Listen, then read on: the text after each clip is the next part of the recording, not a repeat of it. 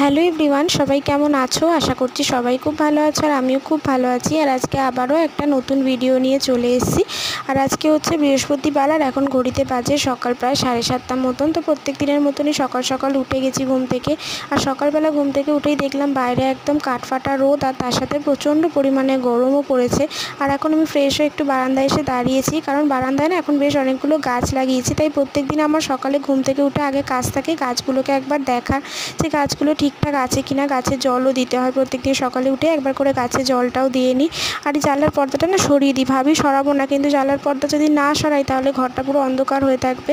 তারপরে এক কাপ চা খেয়ে নিয়েছিলাম, চাটা খেয়ে নিয়ে এখন ঘরের সমস্ত কাজবাজগুলো করে নেবার। এই গরমে না এত কষ্ট হয়, কাজবাজ কিছু করতে ইচ্ছা করে না।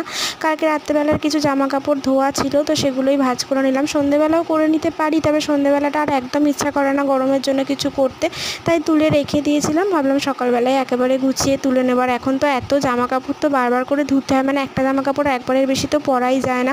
তো বর্মশাই তাই প্রত্যেক দিনই এখন অফিস থেকে এসে জামা কাপড় একদম কেচে ধুয়েই রাখে আর কি। তো আমি বলি যে প্রত্যেক দিন একটা একটা করেই পরে যেতে, আলাদা মানে একই জামা কাপড় দুদিন যেন না পরে আর কি। তারপরে ঘরের যা টুকটাক কাজ ছিল সেগুলো সমস্ত কিছু করে নিলাম, মানে রোজগারের যা কাজ থাকে আর কি, ঘর টর একটু পরিষ্কার ধুলোগুলো ঝাড়া আর কি। তো সেগুলো করে নিলাম। আর এই বক্সগুলো না বেশ মাঝখানে অনেক দিন মোছা হয়নি, তবে এখন থেকে না ভেবেছি রোজই একবার করে বক্সগুলো মুছে নেব, তাহলে কি হবে অনেকটা ধুলো পড়বে না। রোজ যদি মোছা হয় অল্প অল্প ধুলো থাকে, কিন্তু অনেক দিন বাদে বাদে যদি মুছি না একদম ধুলো অনেক পড়ে যায়। আর এই গাছগুলোতে দেখো একটু ভালো করে জল দিয়ে নিলাম, কারণ রোদ্দুরের জন্য না গাছগুলো এত তাড়াতাড়ি শুকিয়ে যাচ্ছে, মানে এক্ষুনি জল দিয়ে যাচ্ছি কিছুক্ষণ পরে এসেই দেখছি মাটিটা একদমই টেনে যাচ্ছে।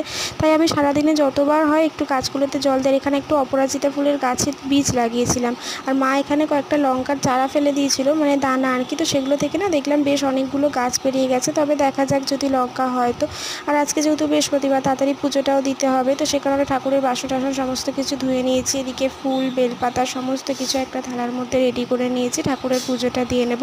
আর আজকে তো পুজো দিতে বেশ অনেকক্ষণই সময় লেগেছে, কারণ যেহেতু বৃহস্পতিবারের পুজো সমস্ত কিছু মাজা ধোয়া করে গুছিয়ে পুজো দিয়েছি। তো এখানে দেখো আমার সুন্দর করে ঠাকুরকে সাজিয়ে গুছিয়ে পুজোটাও দেওয়া হয়ে গেছে। পুজো দেওয়ার যখন ততক্ষণ দিচ্ছিলাম না প্রদীপ জ্বলছিল, তো পাখা চালাতে পারিনি, আর এত পরিমাণে গরমে পুরো ঘেমে নিয়ে গেছিলাম। তারপরে পুজো দেওয়ার পরে এখন চলে এসেছি টিফিনটা খেয়ে নেবো। আর মা গেছিলো দিদির বাড়িতে, তো আমি টিফিন খেয়ে আজকে আমিও একটু দিদির বাড়িতে যাব। তো দেখো টিফিন খাওয়ার পরে এখন চলে এসেছি দিদির বাড়িতে। এসে দেখলাম দিদিদের এই ডগিটা এখানে খেলা করছে, ওর একটা নতুন বল ছিল, তো সেই বলটা নিয়েই ও এখানে দেখো কীরকম দুষ্টুমি করছে, বারবার করে আমার কাছে আসছিল। তো যাই হোক, তারপরে বাড়িতে এসে সন্ধ্যেবেলার জন্য একটুখানি সয়াবিন করে রেখে